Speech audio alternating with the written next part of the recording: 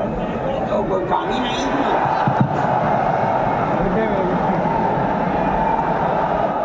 بسم اللہ الرحمن الرحیم، الحمد للہ نحمدہ ونستعینہ ونستغفرہ ونؤمن بہ۔ ماں کا ایک پیسہ کیا پھوٹی کوڑی میں نہیں لگی۔ آپ ہی لوگ کروڑوں روپیہ خرچ کر کے اپنی بسوں کا خود انتظام کر کے یہاں تشریف لائے دعوت پر اور آ کر بیٹھے۔ جمعیت علماء ہند کے خدام کے دل میں اس کی بڑی قدر ہے۔ اللہ آپ حضرات کو اس کا بہتر بدلہ عطا فرمائے۔ میرے محترم بزرگوں، آج ہی کا مسئلہ یہ نہیں ہے۔ جمعیت علماء ہند کی ایک تاریخ ہے اور ایسی تاریخ ہے اپنے اس ملک کے لیے جو کسی دوسری ہندو مسلم پارٹی کے پاس نہیں ہے۔ علماء نے اس ملک کی آزادی کے لیے اگر آپ ان کی تاریخ کو پڑھیں گے تو آپ کو اندازہ ہوگا کہ ان کی اس ملک کی آزادی کے لیے قربانیاں 150 سالہ قربانیاں ہیں۔ کوئی اس ملک کے اندر ہندو مسلم ایسی پارٹی نہیں ہے جس کی تاریخ ایسی قربانیوں کی تاریخ ہو۔ حضرت شاہ عبدالعزیز صاحب محدث دہلوی نے 1803 میں آواز بلند کی تھی کہ ہمارا ملک غلام ہو گیا، اس غلام ملک کو آزاد کرانا اس ملک میں بسنے والے ہر مسلمان اور ہر شخص کا فرض ہے۔ کوئی مائی کا لال نہیں تھا جو انگریز کی طاقت کے سامنے آزادی ملک کا نعرہ بلند کر سکتا۔ ایک مسلمان عالم دین نے اسی دلی کے اندر اس نعرے کو بلند کیا، اس کی جائیداد قلق کر دی گئی، اس کے مدرسے کو دفن کر دیا گیا، اس کو دلی بدر کر دیا گیا، لیکن یہ مسلمان ایسے نہیں تھے جو کسی ملک کے پیسے یا اس کی ثروت اور اس کی طاقت کے سامنے سر جھکا دیتے۔ جو انہوں نے اپنا موقف اختیار کیا تھا پتھر کی چٹان کی طرح، اسی طرح اس موقف کے اوپر کھڑے رہے۔ سب سے پہلا جہاد سن 1932 کے اندر ہوا اور اس کے اندر لوگ مر گئے، ختم ہو گئے۔ شاہ عبدالعزیز صاحب کے رشتے کے، ان کے قریب، ان کے اولاد میں شاہ اسماعیل شہید اور رائے بریلی کے شاہ احمد شہید، دونوں کے دونوں ختم ہو گئے، شہید ہو گئے بالا کوٹ کے میدان میں، لیکن پیچھے نہیں ہٹے۔ وہ لوگ جو بچ کر آئے تھے سن 1857 میں پھر جہاد کر دیا، اور اس کے اندر صرف اسی دلی کے اندر 33,000 مسلمان شہید کیے گئے، اور لال قلعے سے لے کر جامع مسجد تک درختوں کے اوپر ان کی لاشوں کو لٹکا دیا گیا۔ یہ مسلمان کی تاریخ ہے، علماء کی تاریخ ہے۔ بتائیں کون ہے جس کی زندگی کے اندر یہ تاریخ مل سکتی ہے؟ میں کہتا ہوں، لاکھوں آدمی کے سامنے کہتا ہوں، کوئی مائی کا لال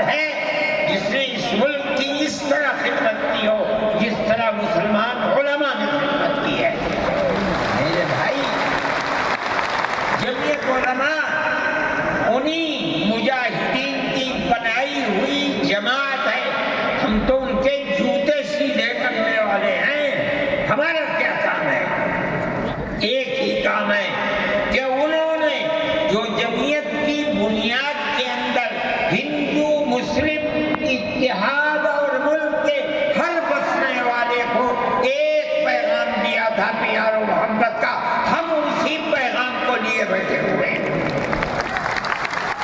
ہمارا کام صرف اتنا ہے، دنیا توڑنا چاہتی ہے، حکومتیں برباد کرنا چاہتی ہیں، فرقہ پرست ذہنیت آگ لگانا چاہتی ہے، یہ نعرہ دینا چاہتی ہے کہ ہندو الگ، سکھ الگ، مسلمان الگ۔ ہم کہتے ہیں نہیں، ہندو مسلم سکھ عیسائی بھائی بھائی۔ یہ ہمارا پیغام نہیں ہے، ان بزرگوں کا پیغام ہے جنہوں نے پھانسیوں کے تختوں کو چوما، اپنے اس ملک کے لیے چوما ہے، اس کی آزادی کے لیے چوما ہے۔ اس ملک کے اندر یگانگت اتحاد جس کو آج آگ لگایا جا رہا ہے، ہمارے بزرگوں نے اسی اتحاد کے لیے اپنی قیمتی جانوں کو قربان کیا ہے، اور ان کا مقصد یہ تھا کہ ملک آزاد ہو جائے، حکومت ایسی بننی چاہیے جو حکومت سیکولر حکومت ہو، کسی کا حق نہ جائے۔ کانگریس اس لیے نہیں بنی تھی، یہ 1803 کی آواز ہے کہ ملک غلام ہو گیا، جہاد کرنا فرض ہے۔ کانگریس کا تو وجود بھی نہیں تھا، کانگریس تو 28 دسمبر 1985 کو بنی ہے، اور اس کا پہلا اجلاس ممبئی کے اندر ہوا ہے۔ آپ لوگ سمجھیں اس کو، کانگریس ملک کو آزاد کرانے کے لیے نہیں بنی تھی، کانگریس کی تجویز موجود ہے۔ وہ کہتے ہیں کہ ہندو مسلم ملک کے بسنے والوں کی اس جنگ و جدال سے دو جہاد، سن 32 کا، 1857 کا، اس جہاد کے نتیجے میں جو برطانیہ کی حکومت اور ہندوستان کی حکومت میں دوری پیدا ہو گئی ہے، کانگریس کا مقصد تھا کہ اس دوری کو ختم کر دیا جائے، ملک کو اپنے گردن سے زنجیر غلامی کی نکال کر توڑ دیا جائے، کانگریس کا مقصد نہیں تھا۔ میں آپ سے کہتا ہوں یہ بات ہے، اور کانگریس کی تجویز میں موجود ہے، کوئی اس کی حضرت گنگوہی رحمۃ اللہ علیہ سے پوچھا کہ ایک جماعت بنی ہے جو ہندوؤں نے بنائی ہے انگریز کے ساتھ مل کر، کیا مسلمان اس جماعت میں شریک ہو سکتا ہے؟ حضرت نے فتویٰ دیا اور یہ کہا کہ جس طرح اپنے کاروبار میں ہندو مسلمان شریک ہو سکتا ہے، اسی طرح اس پارٹی کے اندر بھی ہندو مسلمان شریک ہو سکتا ہے، بشرطے کہ دین کو کوئی نقصان نہ پہنچے۔ اس فتوے کا نام ہے نصرت الابرار، جو پرانی یونین مکتبیں ہیں، لائبریریاں ہیں، یہ آج بھی وہاں موجود ہے۔ یہ صرف فتویٰ نہیں ہے، یہ اس لیے ہے کہ یہ اشارہ ہے کہ مسلمانوں کو کانگریس کے ساتھ شریک ہونا چاہیے، اور کانگریس کے اس نظریے کو بدلنا چاہیے۔ کانگریس کے اندر مستقل نظریے کو بدل دیا اور کانگریس کو ملک کی آزادی کے لیے کھڑا کر دیا۔ یہ مسلمان کا، علماء کا، جمعیت علماء کا کردار ہے۔ کوئی مانے نہ مانے، تاریخ میں لکھی ہوئی چیزیں ہیں، ہم سے پوچھے، ہم وہ تاریخ میں لکھی ہوئی چیزیں نہیں ہیں۔ ہماری تاریخ وہ طبقہ وہ آج ملک کے اندر اسلام اور مسلمانوں کو دفن کرنا چاہتا ہے، وہ ہماری تاریخ کو دفن کرنے کے اندر کامیاب ہو گیا، مگر ہم کہتے ہیں کہ ہماری تاریخ ہے۔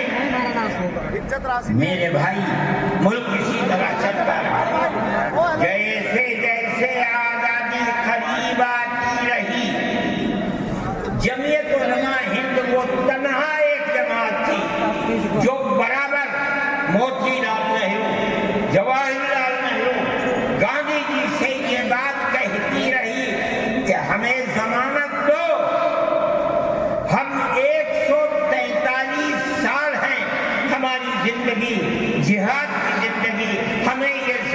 دو کہ ملک آزاد ہوگا تو اس کا کردار سیکولر کردار ہوگا، دستور سیکولر دستور ہوگا، جس کے اندر ہندو، مسلمان، سکھ، پارسی، عیسائی ہر ایک کو اپنے مذہب کے ساتھ جینے کا ہوگا اور حکومت کا کوئی مذہب نہیں ہوگا۔ ہمارے پاس تجویزیں موجود ہیں، برابر ہمیں مفتی کفایت اللہ صاحب جو جمعیت علماء کے اس وقت صدر تھے، نام لے کر ان کے پاس موتی لال نہرو، گاندھی جی، یہ لوگ اپنی ورکنگ کمیٹیوں کی تجاویز بھیجتے ہیں، مفتی صاحب کرم فرما، مفتی صاحب یہ ہے کہ ہمارا ملک جب آزاد ہوگا ہم گارنٹی دیتے ہیں کہ ملک سیکولر ملک ہوگا۔ اس کا کیا مطلب ہے؟ ہمارا کردار، ہمارا مذہب، ہمارا وقت، ہر چیز آزاد رہے گا۔ مسلمان کس طرح چاہے گا اپنی زندگی گزارے گا، اپنے مذہب کو سینے سے لگا کر زندگی گزارے گا۔ میں یہ بات صرف ہوائی نہیں کہہ رہا ہوں، آپ غور سے اس تحریر کا ایک ایک لفظ سنیں۔ ہری پور ضلع سورت کا اجلاس عام جو 19، 20، 21 فروری 1938 میں 47 میں ملک آزاد ہوا، یہ اجلاس 1938 میں، اس سے بھی 9 سال پہلے، یعنی آج کے مقابلے میں 80 سال پہلے یہ اجلاس ہوا تھا۔ اس کے اندر تجویز دیکھیے، ورکنگ کمیٹی نے 1937 میں اپنی کلکتے کی میٹنگ میں اقلیتوں کے حقوق پر جو تجویز پاس کی تھی اسے یہ کانگریس منظور کرتی ہے، اس وقت کی بات ہے، اور نئے سرے سے اعلان کرتی ہے کہ ہندوستان کی اقلیتوں کے تمدنی، مذہبی اور لسانی حقوق کی حفاظت کرنا کانگریس کا پہلا فرض اور بنیادی پالیسی ہے، تاکہ حکومت کی کسی بھی ایسی اسکیم میں جس میں کانگریس شریک ہو، اقلیتوں کو ترقی اور نشو و نما کا زیادہ سے زیادہ موقع مل سکے۔ آپ الفاظ پر غور کیجئے، اور وہ قوم کی سیاسی، اقتصادی اور کلچرل زندگی میں پورا حصہ لے سکے۔ اس کے بعد اس بنیاد پر مسلمانوں کو مطمئن رہنا چاہیے کہ آزاد ہندوستان کی حکومت میں ان کا مذہبی فرائض، اذان، نماز، جمعہ، عید، روزہ، حج، زکوٰۃ، مذہبی تبلیغ، مساجد، مقابر، قربانی، مذہبی جلوس، مذہبی جلسے وغیرہ جملہ مذہبی رسوم اور مذہبی ادارے محفوظ ہوں گے، اور اسی طرح ان کی تہذیب و تمدن، ان کے تعلیمی ادارے، خانقاہیں، امام باڑے، عیدگاہیں، تکیے، کربلائیں، آثار قدیمہ، اوقاف وغیرہ سب محفوظ ہوں گے، اور اسی طرح ان کی زبان، ان کی شاعری، رسم الخط وغیرہ سب کے سب آزاد اور محفوظ ہوں گے، کسی پر کوئی رکاوٹ اور قید نہ ہو۔ جو میں آپ سے کہہ رہا ہوں، آپ دیکھیے یو پی کانگریس کا شائع کردہ election board National Herald Press Lucknow 1946 کے اندر، شاید 10 فروری جو میں نے نقل کیا ہے وہ مٹا ہوا تھا، اس کے اندر یہ بلیٹن شائع ہوا ہے۔ میں کہتا ہوں کہ ہندوستان کی جمعیت علماء کے بار بار خچوٹے لگانے پر وعدہ کرو کہ ملک سیکولر ہو جائے، وہ وعدہ کرنے چلتے ہیں۔ میں آج آپ سے پوچھتا ہوں کہ اس میں سب سے پہلی چیز ہے کہ مسلمانوں کا مذہب اور مذہبی فرائض محفوظ رہیں گے۔ آج میں پوچھتا ہوں، ملک کی آزادی کو 70-80 سال ہو رہے ہیں، بتائیے کیا محفوظ ہے مسلمانوں کا؟ آپ مذہب محفوظ ہے مسلمانوں کا؟ کیا آپ نے مسلمان مذہب کا مسئلہ قرآن و حدیث سے ثابت ہے؟ آپ جو کچھ کر سکتے تھے آپ نے نکاح اور طلاق کے اندر کر دیا، مذہب کا معاملہ ہے۔ آپ کی حکومت اتراکھنڈ میں ہے، آپ یکساں سول کوڈ، یعنی کوئی تعلق مسلمان کا مذہب سے نہیں ہوگا، گورنمنٹ جو قائم کرے گی اس کے اوپر مسلمان کو چلنا ہوگا۔ کہاں کا سیکولرزم ہے؟ کیا مسلمان اس پر اطمینان کر سکتا ہے؟ آپ کی زندگی اور آپ کی حکومت کا بنیادی ناپاک پتھر یہ ہے کہ مسلمان کو اپنے مذہب سے آپ دور کر دیں۔ کیا آپ اسے قبول کریں گے؟ یہ آج کی حکومت کا یہ مسئلہ ہے۔ مذہبی فرائض کہاں کے آپ زندہ رہ گئے؟ آج آپ نے مسئلہ بنایا ہے کہ اتراکھنڈ کی ریاست اور شہروں کے اندر مسلمان جو 50 سال سے آباد ہے، آباد بھی نہیں رہ سکتا۔ یہ آپ کا کردار ہے، یہ تصویر ہے اور ناپاک تصویر ہے۔ اس تصویر کو آپ پیش کر رہے ہیں، یہ تصویر سیکولر دستور کی تصویر نہیں ہے۔ ہمارا آج کا یہ کنونشن سیکولر دستور کی حفاظت کے لیے ہے۔ کہاں ہے؟ کیا کر رہے ہو؟ اس ملک کو، ملک میں رہنے والوں کے لیے جہنم بنا رہے ہو۔ جمعیت علماء اس کو قبول نہیں کرتی۔ ہم تو کہہ رہے ہیں اس بات کو، کسی کی زبان اٹھتی ہو یا نہ اٹھتی ہو، لیکن ہم کہتے ہیں کہ جو ہو رہا ہے وہ ملک کو آگ لگانے کے لیے، دستور کو آگ لگانے کے لیے ہو رہا ہے۔ جمعیت علماء اسے قبول نہیں کرے گی۔ اگر جمعیت علماء نے اس بدترین حکومت جو یہ کہتی تھی کہ ہماری حکومت میں سورج نہیں ڈوبتا، جمعیت علماء نے کبھی اس کے سامنے سر نہیں جھکایا، اس کے بعد ہم کس کے سامنے سر جھکائیں گے؟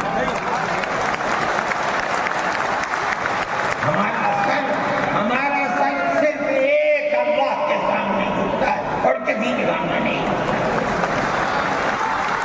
میرے بھائی، آپ ایک اس کو لیتے ہیں، میں کہتا ہوں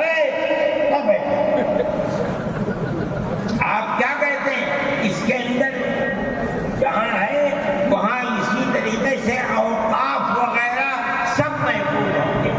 اوقاف محفوظ ہے، یہ آپ کے سامنے حضرت مولانا بیٹھے ہوئے تقریر کی ہے۔ اوقاف کو ہڑپنا چاہیے۔ ہماری مسجدیں اسی دلی کے اندر 400 500 سال کی مسجدیں ہیں، جس میں جمعیت علماء کا دفتر بنا ہوا ہے، عبد النبی اکبر کے زمانے کی مسجد ہے۔ اور کتنی مسجدیں جن کے پاس اوقاف، اللہ اکبر، لاکھوں کروڑ کے اوقاف ہیں۔ جونپور میں جا کر کے دیکھو کیسی مسجدیں ہیں، دلی کے قرب و جوار میں دیکھو کتنی بڑی بڑی مسجدیں ہیں۔ ہندوستان کا وہ طبقہ جو ان مساجد کے اوقاف کو ہڑپ کرنا چاہتا ہے، کہتا ہے اگر کسی وقف زمین یا مسجد یا کسی بھی چیز کے کاغذات وقف کے نہیں آئے اس کو وقف نہیں مانا جائے گا۔ کون 500 سال پرانے کاغذات لا کر کے پیش کر دے گا؟ قانون یہ تھا کہ جو مسجد بنی ہے، جو وقف پر بنتی ہے، وہ وقف ہے۔ آپ کو کیا درد ہے کہ آپ اس اوقاف کو ختم کرتے ہیں؟ اس کا مطلب ہے مسلمانوں کی زمین کو ہڑپ کرنا چاہتے ہو، حرام کھانا چاہتے ہو، اس لیے ان اوقاف کو ہڑپ کو قبول نہیں. اوقاف ہمارے آباء و اجداد کے کیے ہوئے ہیں. اوقاف اللہ کی ملکیت میں دیے ہوئے ہیں. مسجدیں بنی ہوئی ہیں, آپ ان کی حفاظت کیجیے, اس لیے کہ ہم اس ملک کے رہنے والے ہیں, ہم باہر سے آئے ہوئے نہیں ہیں. اگر ہندو گوجر ہے مسلمان بھی گوجر ہے, اگر ہندو جاٹ ہے مسلمان بھی جاٹ ہے, اگر ہندو راجپوت ہے مسلمان بھی راجپوت ہے. جاؤ دیکھو کشمیر کے اندر اگر ہندو بھی رہمن ہے مسلمان بھی رہمن ہے. ہم اسی ملک کے رہنے والے ہیں. کسی کو اچھا لگا یہ مذہب وہ اس مذہب میں چلا گیا, کسی کو یہ مذہب اچھا لگا وہ اس مذہب میں چلا گیا. کیا مذہب کی بنیاد پر اس ملک کے اندر آپ ہمیں جینے کا حق نہیں دیں؟ ہم اپنے جینے کا حق خود دیں گے. آپ نے جس سیاست کو اختیار کیا, آپ 2 الیکشن پہلے دیکھیے کس قوت کے ساتھ بی جے پی آئی تھی. آپ نے جس پالیسی کو اختیار کیا, سیکولرزم کو آگ لگانی چاہیے, اس کا نتیجہ اس الیکشن میں کیا ہوا؟ بی جے پی ہار گئی. میں کہتا ہوں کہ اگر چندرا بابو نائیڈو کی بیساکھی نہ ہوتی اور ادھر نتیش کمار کی بیساکھی نہ ہوتی تو بی جے پی گورنمنٹ نہیں بنا سکتی. کیا ہوا؟ وہ جو 14 سال پہلے اتنی قوت کے ساتھ آئی تھی کہ لگتا تھا کسی دوسری جماعت کا چراغ ہی نہیں جل رہا ہے, وہ چراغ آج بجھ کیسے گیا؟ اس پالیسی کی وجہ سے. ملک کی پالیسی اگر بھائی بھائی کی ہوگی ملک زندہ رہے گا. ایک باپ کی اولاد 5 4 3 اگر پیار و محبت کے ساتھ رہیں گے وہ گھر آباد رہے گا. اگر دشمنی ہوگی سب برباد ہو جائیں گے. ہماری پالیسی ہے کہ ہندو مسلمان سکھ عیسائی سب ایک دوسرے کے ساتھ بھائی بھائی ہیں. آپ اس پالیسی کو کیوں مخالفت کرتے ہیں؟ ہم اسی طرح چاہتے ہیں.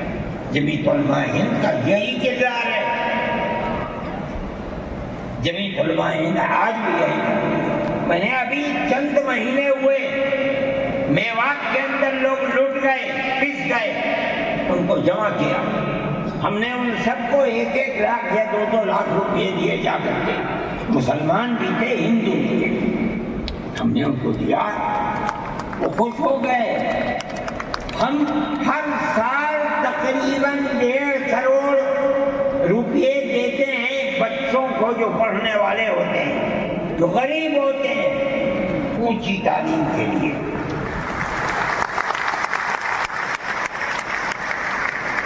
اس کے اندر مسلمان بچے بھی ہوتے ہیں, ہندو بچے بھی ہوتے ہیں.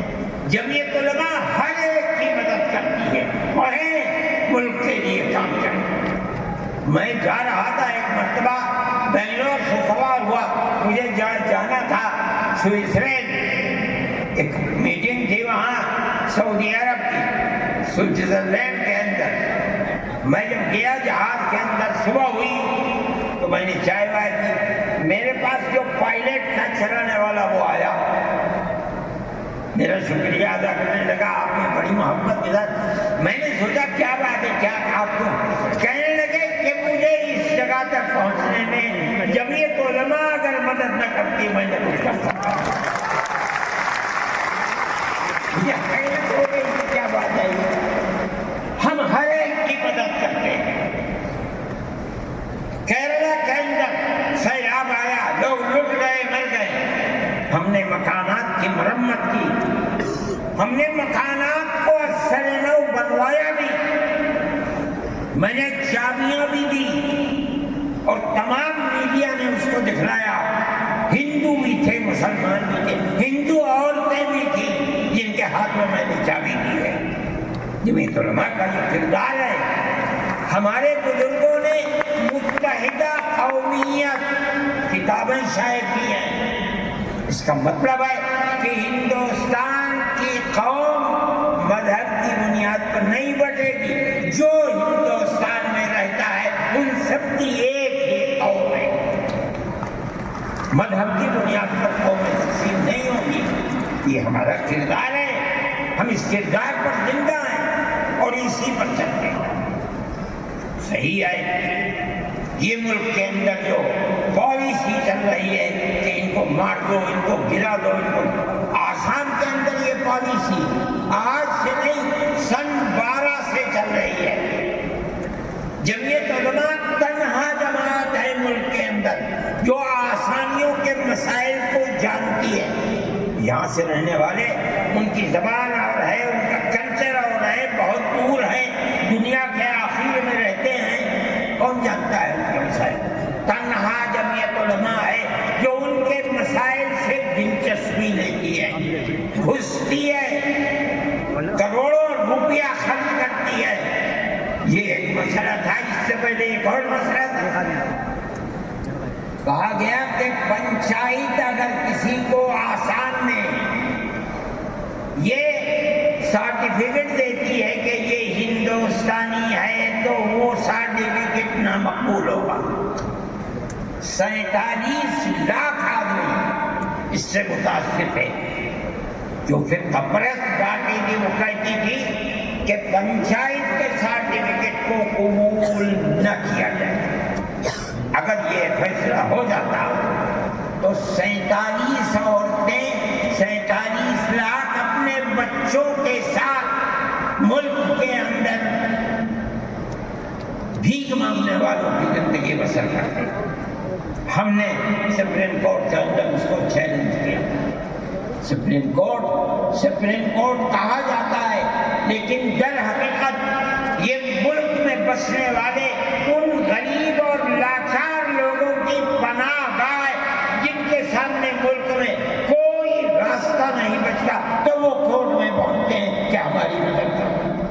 ہم پہنچ گئے اپنے لیے نہیں, ان غریبوں کے لیے پہنچے جو 47 لاکھ تھے. آپ نہیں جانتے اس کے اندر 24 لاکھ ہندو عورتیں تھیں. آپ سمجھے. اور جمعیت علماء گئی. میں بہت پریشان تھا کہ الہ العالمین کوئی مدد کرنے والا علاوہ تیرے کوئی مدد کرنے والا نہیں ہے. میں اللہ کا فضل کرتا ہوں کہ جو کورٹ اور وہیں کا وکیل چیف جسٹس تھا آسامی کا تھا. مجھے خطرہ تھا کہیں یہ آسامیوں کے ساتھ نہ چلا جائے, گورنمنٹ کے ساتھ نہ چلا جائے. اللہ کی قدرت ہے کہ فیصلہ یہ آیا کہ وہ سرٹیفکیٹ جو پنچایت نے دیا قبول کیا جائے گا. میں نے کہا کہ مجھے اپنی زندگی میں کبھی اتنی خوشی نہیں ملی جتنا آج اس فیصلے سے ملی. کیوں؟ صرف مسلمان کے لیے نہیں, یہ ہمارا کردار ہے جو ہمیں اپنے بزرگوں سے ملا ہے, جو جمعیت علماء کی اساس ہے, جو ان کا کردار تھا. ہم نے اس سے سراہنا کی. اس کے بعد دوسرا مسئلہ آ گیا. دیکھیے سمجھیے مسئلے کو. سارے ہندوستان کے اندر قانون یہ ہے کہ جو سب سے پہلی مردم شماری سن 47 میں ملک آزاد ہوا, سن 51 کے اندر پہلی مردم شماری ہے. جس کا نام اس مردم شماری میں ہے وہ ہندوستان ہے. جس کا نام اس مردم شماری میں نہیں ہے, اگر دوسری مردم شماری میں وہ کہیں سے آ کر بسا اور اپنا نام لایا, وہ ہندوستانی نہیں ہے. اچھا, پاکستان ایک مغربی پاکستان تھا, ایک مشرقی پاکستان تھا. اندرا جی نے اپنے زمانے کے اندر تمام جھگڑوں کو ختم کرنے کے لیے مغربی ہندوستان پاکستان کو الگ, مشرقی پاکستان کو الگ کیا. جنگ ہوئی, مشرقی پاکستان ٹوٹ گیا اور بنگلہ دیش بن گیا. اس وقت بہت بڑی بمباری ہوئی دونوں ملکوں کے اندر. ادھر کے لوگ ادھر، ادھر کے لوگ ادھر، سب لوگ بیٹھے، راجو بیٹھے، بی جے پی بیٹھی، جو وہاں کی پارٹیاں تھیں صوبائی وہ بیٹھی، اور سب نے بیٹھ کر طے کیا کہ آسام کے اندر ہندوستانی ہونے کی دلیل سن 71 کی مردم شماری ہوگی، سارے ملک سے الگ، سارے ملک میں مردم شماری میں ہندوستانی ہونے کے لیے 51 کی ہے، مگر سب پارٹیوں کے دستخط ہیں اس کے اوپر، آسام کے اندر 51 نہیں 71 ہوگی۔ اب آپ دیکھیے جو فرقہ پرست، اور میں کہتا ہوں ببانگ دول کہتا ہوں کہ آسام کے چیف منسٹر کا کردار بدبودار کردار ہے، خراب کردار ہے، مسلمان کو دفن کرنے کا کردار ہے۔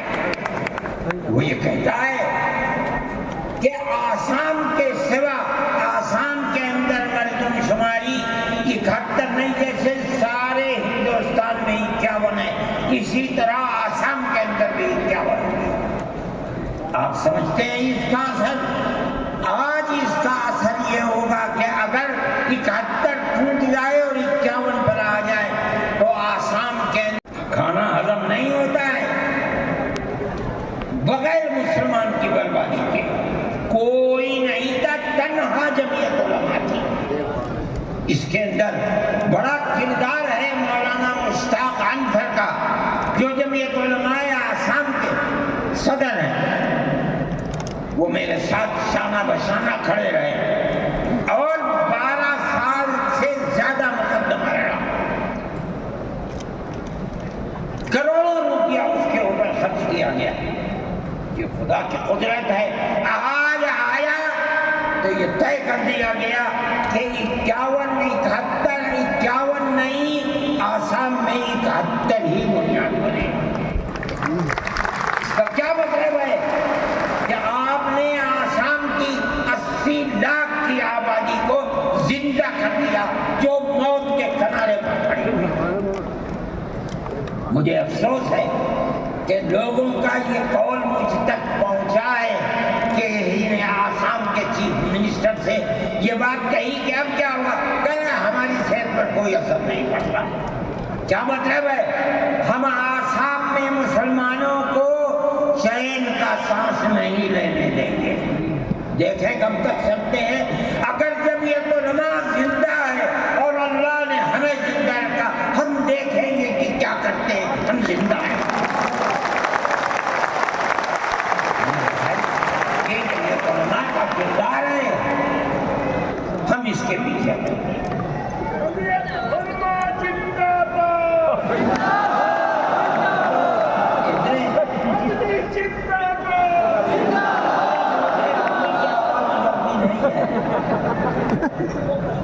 میرے بھائی، ہمارا یہی کردار ہے، ہم ان مسلمانوں کی مدد کرتے ہیں جو مسلمان مصیبت کا شکار ہے۔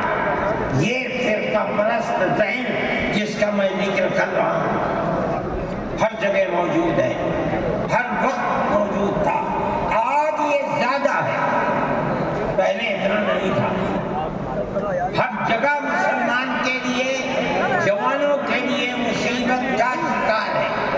خاص بھائی ہم سے لوگ کہتے ہیں کہ تم ان کے مقدمات کو کیوں لڑتے ہو؟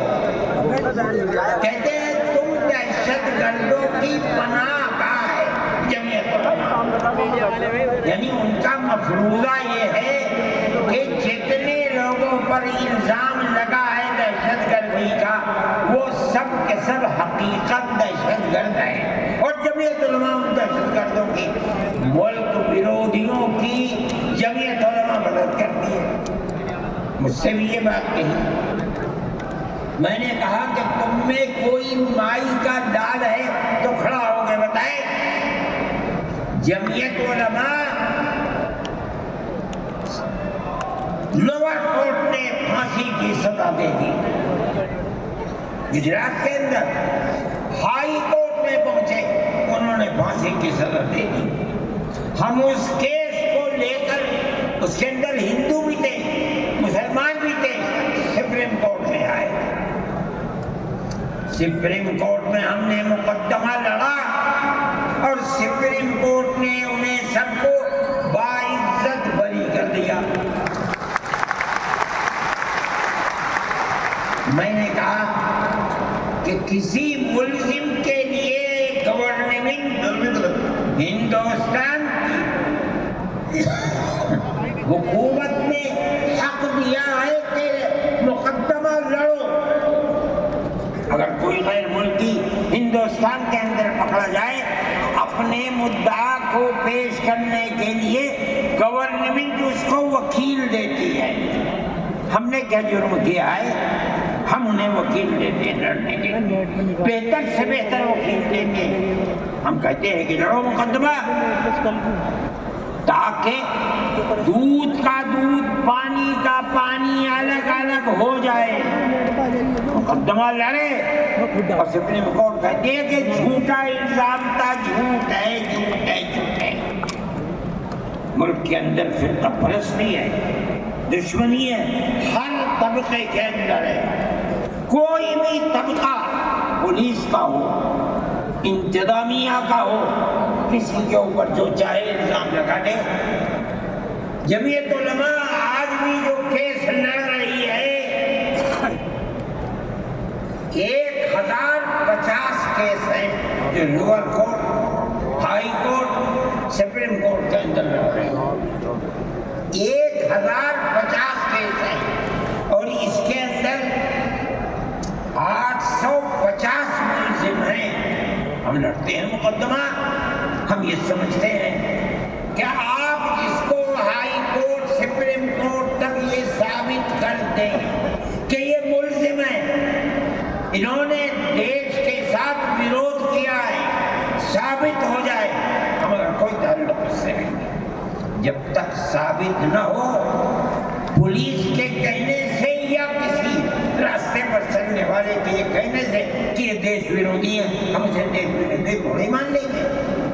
ہم جاتے ہیں ہائی کورٹ, سپریم کورٹ میں جاتے ہیں اور ہم دودھ کا دودھ, پانی کا پانی کرنا چاہتے ہیں.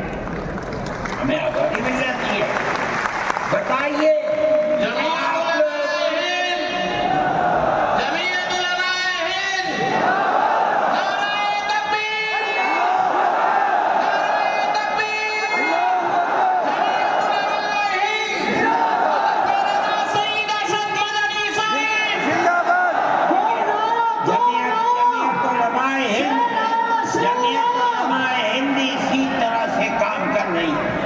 آپ کے یہاں ہلدوانی کے اندر ہوا, مسجد کو توڑ دیا, شہید کر دیا, گولی چلا کر 6 آدمیوں کو قتل کر دیا.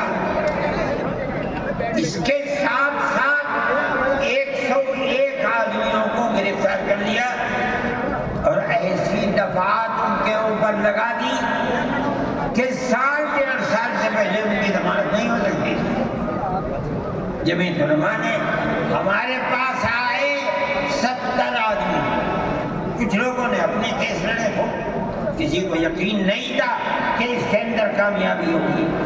اللہ کی مدد سے ہم نے اپنے وکیل کو بلایا بمبئی سے, اور اس کے بعد جو بہتر سے بہتر سپریم کورٹ کا وکیل تھا اس کو بلایا اور ہم نے کہا کہ کیس لڑیے. 5 پیشیاں ہوئی اور وہ وہی آتا تھا ہائی کورٹ. نینی تال میں شاید ہائی کورٹ ہے, وہاں جاتا تھا, وہ اپنا مہنگانہ پورا لیتا تھا. 2 پیشیاں ہوئی آن لائن اور 3 پیشیوں میں ہو گیا وہاں وکیل, اور وہ ایک مہرہ تھی وکیل, مگر بہت بہترین وکیل تھی. انہوں نے اپنے کیس کو رکھا اور ہندوستان میں, میں نہیں جانتا ہوں جمعیت علماء اتنے کیسوں کو اتنے سال سے لڑ رہی ہے, بیک وقت 50 آدمیوں کی ضمانت ہوئی ہے, جن میں 6 عورتیں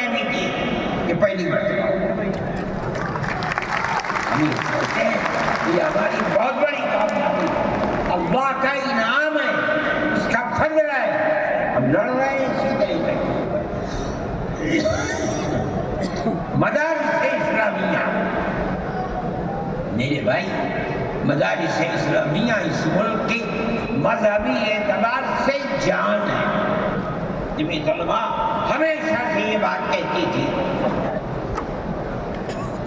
کہ مدارس ام المدارس دارالعلوم دیوبند ہے۔ حضرت نانوتوی رحمۃ اللہ علیہ نے جو دستور بنایا وہ دستور یہ تھا کہ کسی گورنمنٹ سے کوئی مدد نہیں لی جائے گی۔ المؤمن ينظر بنور اللہ، یہ ان کے دل کے اندر ایک بات آئی۔ میں کہتا ہوں کہ اگر یہ بات نہ ہوتی اور حکومتوں سے پیسے لے لے کر مدارس چلتے، آج مدارس کی جان نکل چکی ہے، آزاد ہے مدارس، کسی گورنمنٹ کا ایک پیسہ ہمارے پاس نہیں ہے۔ مسلمان رکشہ چلانے والا، مزدوری کرنے والا، دولت مند، کاروبار کرنے والا، ہر مدرسہ ایک ہاتھ سے دیتا ہے، دوسرے ہاتھ سے پتہ نہیں چلتا۔ اللہ کا فضل ہے، اسی طرح مدارس دین کی خدمت کر رہے ہیں۔ ہم یہ سمجھتے ہیں کہ دین کی بقا ہندوستان کے اندر، اس کے اندر بنیادی کردار مدارس اسلامیہ کا ہے۔ لوگ کہتے ہیں تبلیغ کا ہے، میں کہتا ہوں ہاں تبلیغ کا بھی ہے، اصل کردار مدارس اسلامیہ کا ہے۔ ارے بھائی مولانا الیاس صاحب رحمۃ اللہ علیہ نے تبلیغ کی بنیاد رکھی، کہاں کے تھے؟ مدرسوں سے پڑھ کے تھے۔ مولانا یوسف صاحب نے کام کیا اپنے باپ کے طریقے پر، کہاں سے نکلے؟ مدرسے سے پڑھ کر نکلے تھے۔ مولانا چلے گئے، مولانا انعام صاحب، پھر اس کے بعد مولانا اظہار صاحب۔ آج دیکھ لیجئے جو بچے کام کر رہے ہیں وہ سب مدرسوں سے پڑھ کر ہیں، ان کے اولاد میں مدرسوں کے اندر پڑھ۔ اصل کردار دنیا کے اندر، ہندوستان میں نہیں، چاہے جہاں دنیا میں چلے جاؤ، اصل کردار مدارس اسلامیہ کا ہے۔ اگر کسی روئے زمین میں آج کہیں کوئی مسلمان اللہ کہتا ہے، میں سمجھتا ہوں دیکھ لو کہیں نہ کہیں کسی مدرسے سے پڑھا ہوا ہوگا۔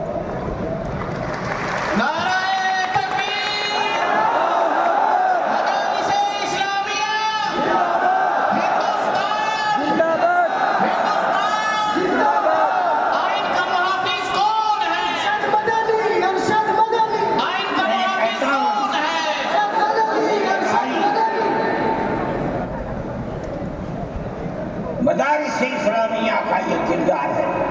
اسلام کو پھلتا پھولتا دیکھیں یہ اس سے برداشت نہیں، مگر یاد رکھیں کہ اللہ کا یہ چراغ نہیں بجھے گا، اسے بجھانے والے بجھ جائیں گے انشاءاللہ انشاءاللہ۔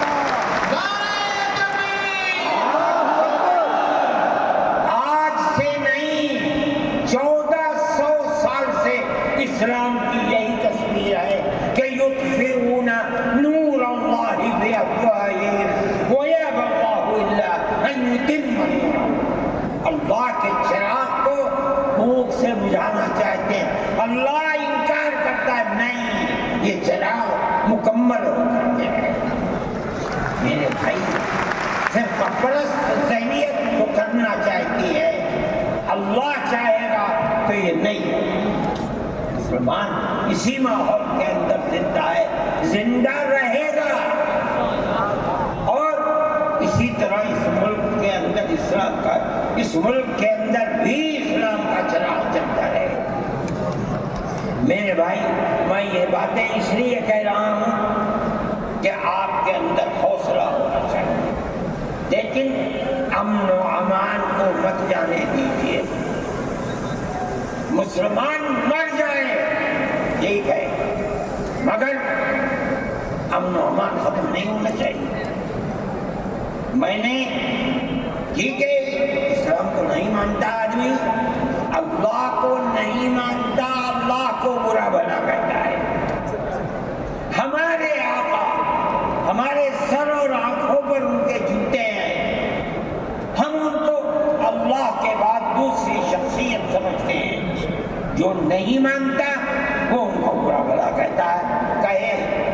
لیکن نقض امن کے لیے کہے، ہم یہ سمجھتے ہیں کہ ہندوستان کے قانون کے خلاف ہے، یہ فرقہ پرستی ہے کہ اس کو تو نظر بند کر دیا جائے، کسی جگہ چھپا دیا جائے، اور وہ جو احتجاج کریں ان سے جیلوں کو بھر دیا جائے۔ ہم سمجھتے ہیں کہ یہ خود ایسا کرنے والوں کی فرقہ پرستی ہے، ہم اس کو قبول نہیں کرتے۔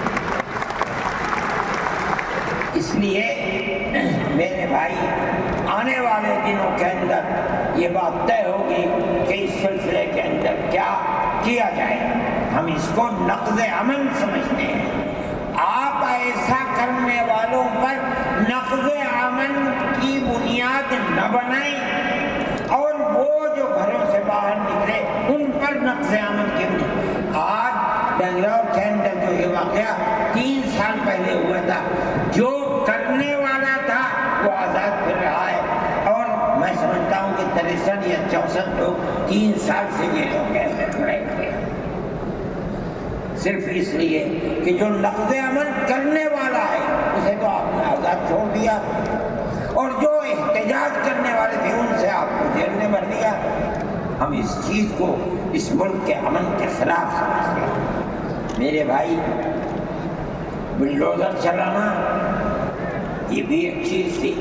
آپ قانون کے خلاف ہونے پر بلڈوزر چلاتے ہیں، چاہے ہندو کا گھر ہو، چاہے مسلمان کا گھر ہو، چاہے عیسائی کا گھر ہو، ہم اسے بھی برا سمجھتے ہیں۔ آپ نوٹس دیجیے، چند دن کی مہلت دیجیے، کل آپ نے نوٹس لگایا، آپ لگانے خراب ہے، لیکن آپ دیکھ لیجیے 95% گھر مسلمانوں کے ہیں، پوری روڈ کے اوپر جہاں مکانات کہتے ہیں کہ اپنی جگہ سے بڑے ہوئے ہیں، مسلمانوں کے بھی ہیں، ہندوؤں کے بھی مکانات، آپ صرف مسلمان کے مکان توڑ دیں۔ پھر دوسری مصیبت کیا ہے کہ اس مکان کے اندر مان لیجیے بوڑھے ماں باپ رہتے ہیں، جس کو آپ نے پکڑا ہے، کوئی غلطی ہوئی ہے، اس کے بیوی اور بچے رہتے ہیں اس مکان میں، غلطی اس ایک آدمی سے ہوئی، آپ پورے مکان کو گرا دیں، ماں باپ کہاں جائیں گے؟ ایسے مکانات کو گرا دیا جس میں وہ کرائے پر رہتے تھے، ان کا مکان آپ نے گرا دیا۔ ہم اس کے خلاف، ہم یہ سمجھتے ہیں کہ گورنمنٹ کا یہ عمل ملک کے دستور اور آئین کے خلاف ہے۔ اس لیے جمعیت علماء ان تمام چیزوں کے اوپر نکیر کرتی ہے، اور ہم یہ سمجھتے ہیں کہ اگر یہ ملک زندہ رہے گا تو اخوت و ہمدردی اور پیار و محبت کے ساتھ زندہ رہے گا۔ جمعیت علماء کی یہ پالیسی ہے، ہم سب کو ساتھ لے کر چلتے ہیں، کسی کی مخالفت نہیں۔ یہ پنڈت جی بیٹھے کے ساتھ چلے رہے، تھک گئے، اس سنجے کو گئے کہ اتنا بڑا ٹیکا لگا ہوا ہے، کہنے لگا میں تو آیا ہوں جلسے میں شریک ہوں گا۔ میں نے کہا کوئی دیکھے گا تو کیا کہے گا؟ چاہے کہے میرے تعلقات سب سے ہیں، میں ہر ایک سے، چاہے کوئی ہندو ہو چاہے مسلمان ہو، میں نے اپنے بچپن میں دیکھا ہے کہ حضرت رحمۃ اللہ علیہ کے پاس ہندو بھی آتے تھے، مسلمان بھی آتے تھے۔ میں نے یہ بھی دیکھا ہے کہ ایک گاؤں کے اندر جبیرن نے